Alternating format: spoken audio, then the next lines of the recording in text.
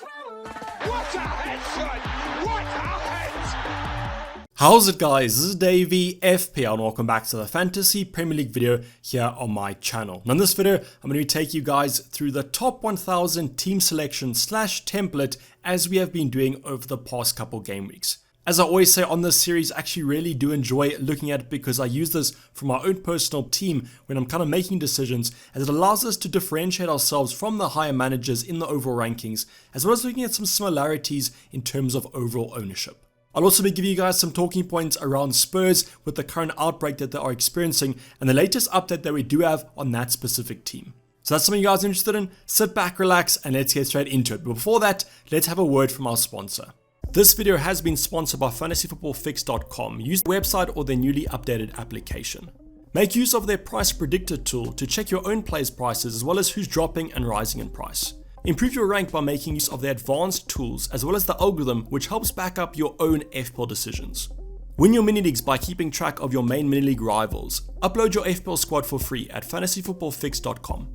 So the first talking point I wanted to just briefly talk about was going to be the European football that will be happening tonight, on Wednesday night, and also Thursday night. So last night we did have Arsenal taking on Everton, actually losing against Everton in the kind of dying seconds of that fixture. So if you guys did own a Ramsdale like I did, and you'll see the top 1000 did, you would have been a little bit disappointed in that result. But coming up tonight, we do have the Champions League, and I think tomorrow is probably going to be the one that we do focus on slightly more, just because in the Champions League, the more premium teams like Liverpool, Man City, Chelsea, and United will be playing. I know from my own personal point of view, I will be looking at Ronaldo and hoping that he does get benched tomorrow when Man United do take on Young Boys. But United have not kind of locked down that top position, so we might see a full-strength squad on Wednesday evening. Tonight, Liverpool, also Man City do feature. We have had some early news about Man City, Cancelo, Bernardo Silva, and I think there was one more player that was actually left behind and not even included in the squad, didn't travel, so those players should be rested and ready to go for game week 16. So just as long as you guys are focusing on the injury news, hopefully none of these players do get injured tonight, tomorrow, and on Thursday, but also look at some potential rotation, because in this festive period, when the fixtures are coming thick and fast, you kind of hope in these Champions League games, Europa and Conference League games, that your main players are rested. But now going on to the big talking point that has come out of the Spurs camp, and yes, there's been an outbreak of you-know-what at the Spurs training ground, and unfortunately apparently 6 players and 2 members of staff have tested positive and therefore might actually be missing the next couple weeks. This can be super detrimental because, as I mentioned with the festive period, 2 weeks can actually mean about 4 fixtures. So if you guys do own a Spurs option, unfortunately we might not actually know who tests positive. There have been some rumors. I don't really want to put those rumors out because those players might actually be fine.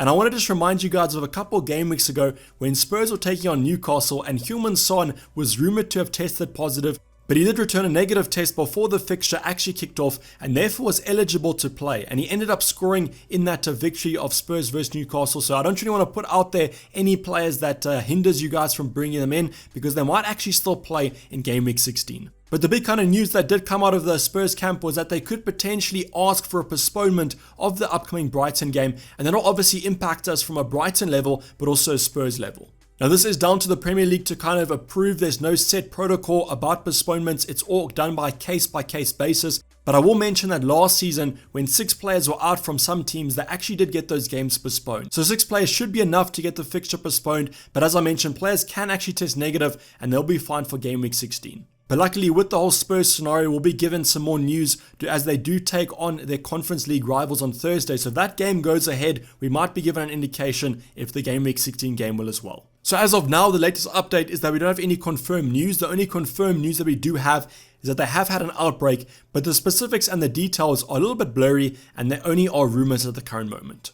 But now going on to the top 1000 template, and we have seen a shift in formation as well as a shift in a couple of players' ownership over game week 15's deadline. So I'm going to start off with the bench here because there's not much to talk about, but there's definitely a player that is on most people's horizons. That's going to be Dennis from Watford. So only 24.1% of ownership, but I just think the forward departments right now, there's such a split in ownership in that position that Dennis at 24 is actually going to be quite a lot in the grand scheme of things. Now those Watford fixtures do actually turn in game week 16. They take on Brentford away, which kind of kicks off a nice little run of green fixtures. So if you guys want to get a nice little cheap option in that forward department, I would recommend Dennis or Josh King. Foster with 69% ownership, still recovering from that injury, and it does look like his expected time back is going to be in the middle of January, so quite a few game weeks, unfortunately, that Ben Foster will be missing. Brownie or Livramento, such cheap options to kind of go for. You can understand why these top managers do have them, and I don't really think they're going to be playing that many minutes over this festive period. But now going on to our starting 11, and as I mentioned, we have had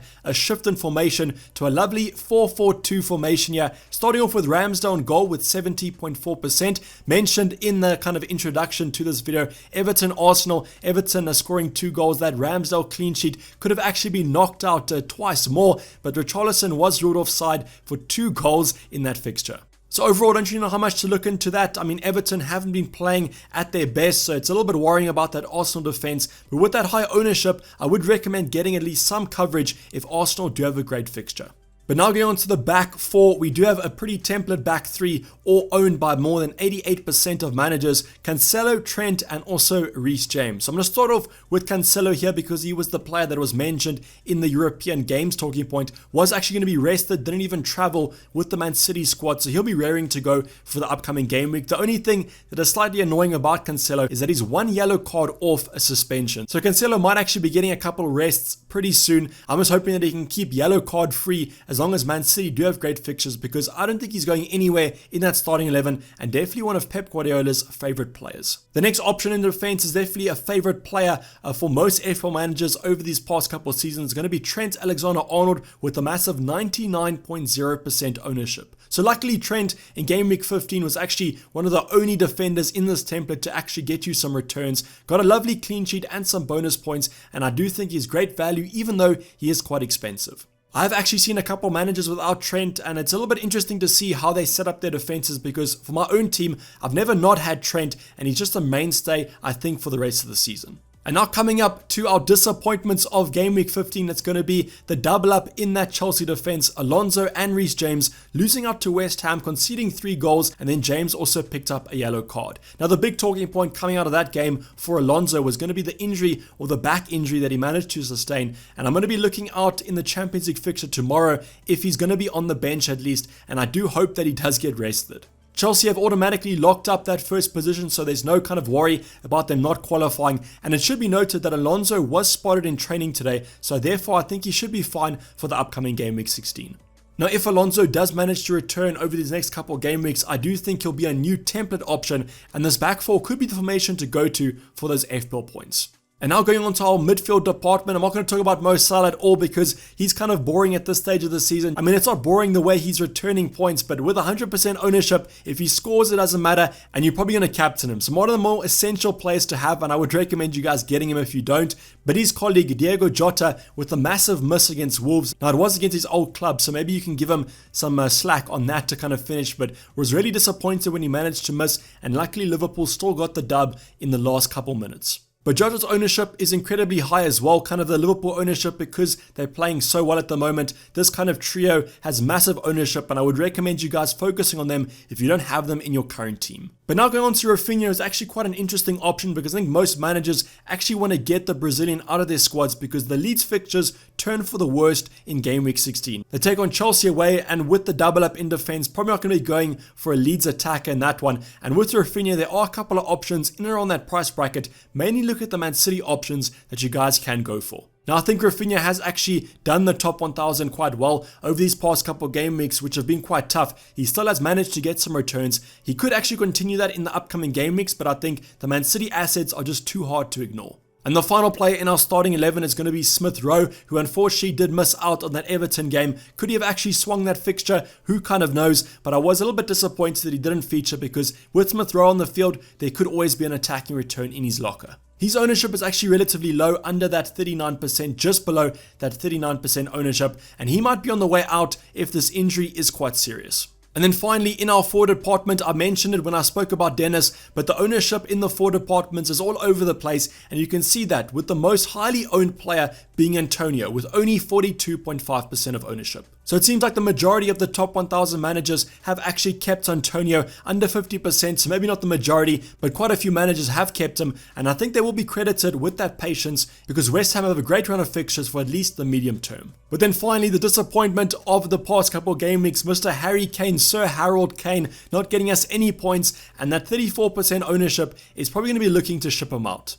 But overall, with the top 1000 template, as the game weeks kind of go on, we are seeing some players getting some more ownership. I have seen some shifts as I am doing this kind of every game week to game week, so I do notice occasional changes, and I will notify you guys if there are some big changes in this template. But now going on to the transfer, or at least my predicted transfer for the top 1000 managers. We already actually spoke about Rafinha. I think that could actually be a popular transfer in, as someone like a Bernardo Silva, a Gundogan, those sort of options in for Rafinha if these managers do have some money. I will actually note that I did create this team on my transfer planner, and I could actually just afford the current starting 11 and the bench. So that means that there's not too much money in the bank to kind of spare, and that's why I'm going for the more sensible move of a straight swap from Harry Kane to CR7 himself. I think this move is a simple no-brainer, especially with the news about that Spurs outbreak, because that's going to affect some main starting 11 options, and that'll only make Harry Kane a worse option, even though that might be impossible because he simply hasn't returned anything in his past couple game weeks.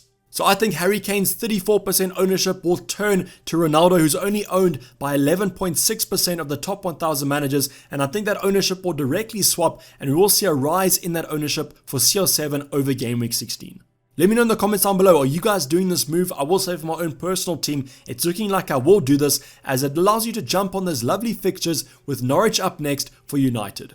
Now the Spurs game could actually go ahead or be postponed. If it does go ahead, one thing to note is that the Brighton lineup or the Brighton defense has been absolutely ravaged by injury, so they are also feeling the heat at this festive period. So maybe that does make Harry Kane a better option. Who kind of knows? He can't really score against Norwich, so I don't really think he's going to score against a depleted Brighton defense as well. So I think the top 1000 managers will do this move probably 80% of the time. They could also bank a transfer, or I think the Rafinha to a Bernardo Silva also looks like quite a tempting one. But now finally going on to the top 1000 team selection, this is what I'm predicting the top 1000 team to look like in game week 16, or at least after that game week 16 deadline, if all the players are back from injury. I'm looking at a Marcos Alonso, I'm looking at a Smith Rowe. If these options are out, you could obviously rotate one of the bench options in. I have predicted Rafinha to be on the bench for game week 16 because the top 1000 template already has that double Chelsea defense. I don't think they're going to be too keen on a Rafinha goal. So he's on the bench, but could easily come on after Chelsea's defense hasn't looked that great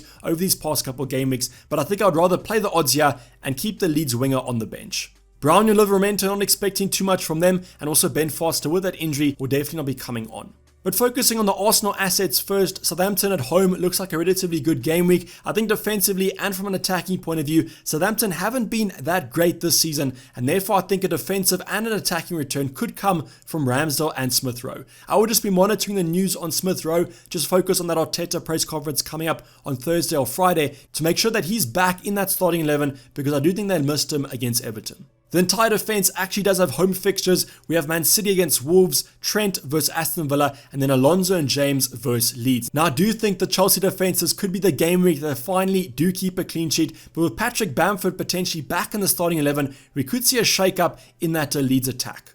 But with Alonso and James always have the potential of attacking returns, similar to Trent and Cancelo, but I would be hoping for a basis of a clean sheet from these Chelsea assets.